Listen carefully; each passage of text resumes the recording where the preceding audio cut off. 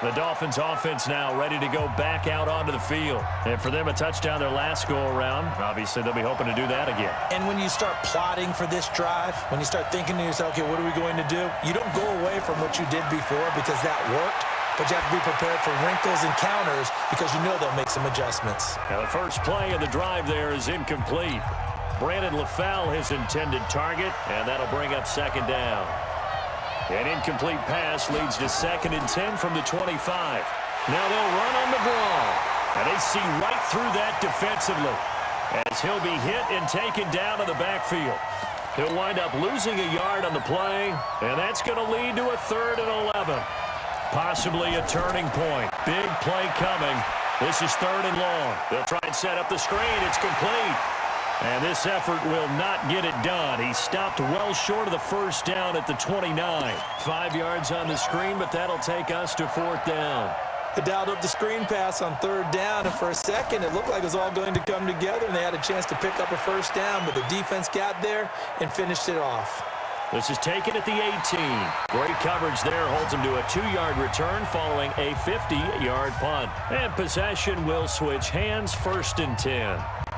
Here's the Kansas City offense now as they get set to take over. And last time the formula was pretty simple. 1-play drive, long pass. That maybe they just want to do that again, right?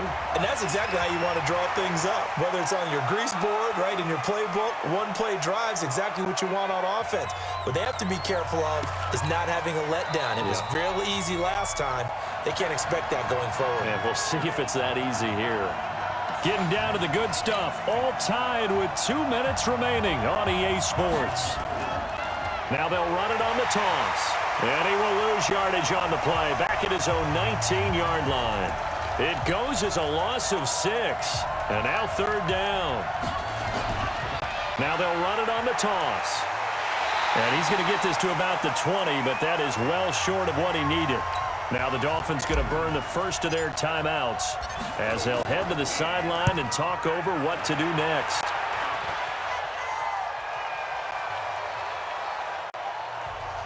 Getting set to go again as we look at the back heading onto the field again.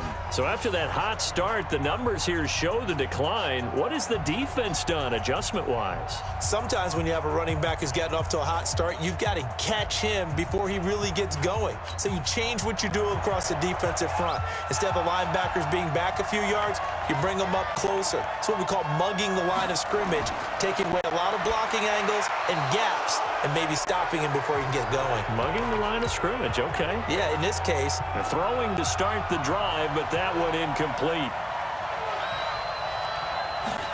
2nd and 10. Throwing over the middle, and it's incomplete. The tight end, Jermaine Gresham, the intended receiver. Big play coming up. Here's 3rd and 10. I would expect to see some pressure here. And it's 3rd down. The pressure drops off as they'll look to throw. And now another one thrown incomplete. This defense looking impenetrable now. 3 straight incompletions. They're giving him nowhere to go with the football. Maybe a little frustrated back there? Oh, there's no doubt about it. When you've missed on 3 straight, there's going to be some frustration. But now he's got to make sure that that frustration is temporary, not lingering. Big throw coming up. 21 yards. Well done on the return. And out will come the offense as they take over. And now here comes Kansas City. They need to get this around the 40 to have a chance to win it in regulation. From the 40, it's a 57-yard field goal, so that gives you a gauge. And all they're trying to do now is pick up yardage in good chunks and get out of bounds to stop the clock. If they end up running a play and get tackled in bounds, they're worried the clock may run out on them and finish the game. And they'll have to be careful how they handle this. They go jet sweep. This is Taylor. Oh, a heck of a move. Man. And he's across midfield and into Miami territory. It's a 4-yard pickup there, and it leaves him with 3rd and 5.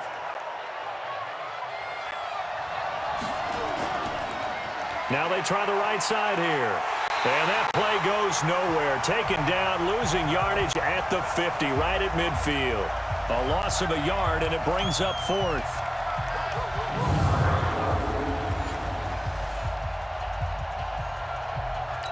And now we'll get a timeout here. They're able to stop it with 1 second to go in this game.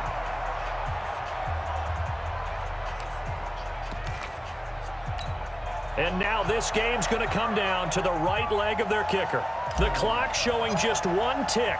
This for the win. And that is no good.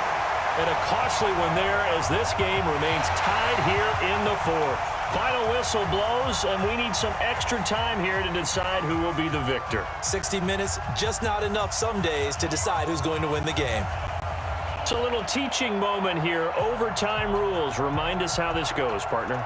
Okay, so in the past, we had sudden death. First team to score wins, but no longer.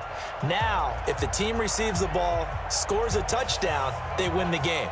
If they kick a field goal, though, or don't score, the other team gets a possession.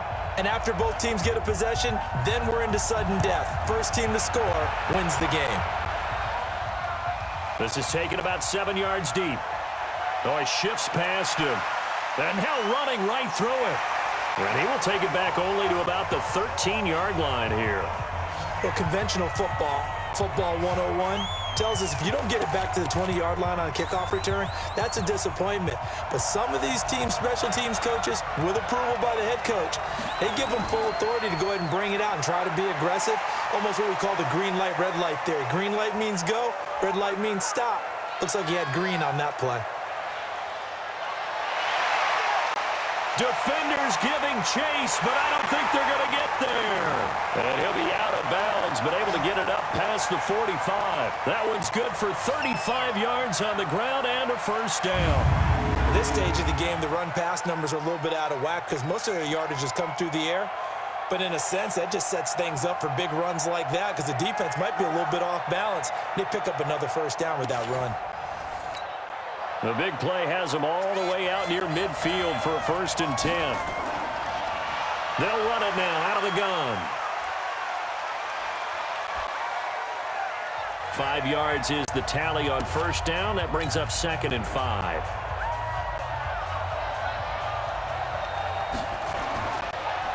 And to give this time to the tailback. They follow up the gain of 5 by only getting 1 there on 2nd down. It's 3rd and 4. Big play here, trying to keep this opening drive of overtime alive. And the second wave of tacklers is going to get him as they stop him behind the line. He loses 4, and it brings up 4th. Well, I know you're toward the middle of the field here, but still, 4th down this distance, you got to punt it right. That's definitely the first instinct because you say, okay, let's just play some field position, make sure we don't lose the game here, turn it over in a key spot. But if you feel really good about your trigger guy, if you feel great about him, you might want to leave the ball.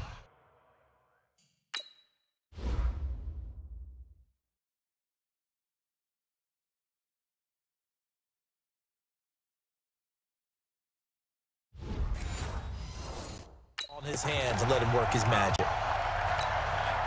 The Dolphins at the line ready for their next drive. Their defense did its job, got the stop. All they need is 3, and this is over. Couldn't have done much else other than score themselves and end it. But they turned it back over to him, and now all they need is a field goal to win the game. An excellent job by the defense. Can the offense finish things off? That part 1 is done, now part 2.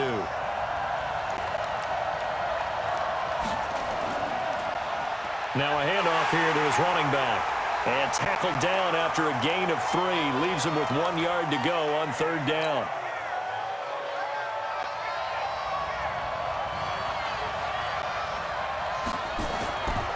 Looking to throw.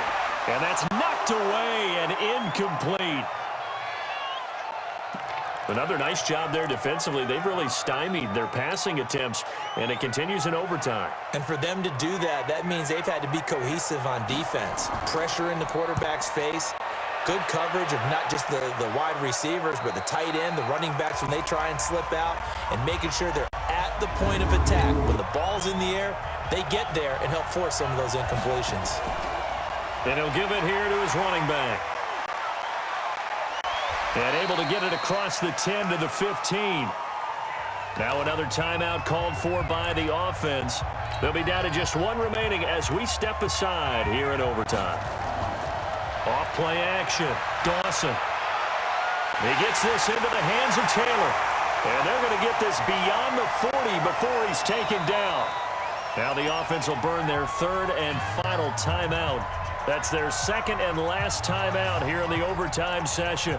We'll be back.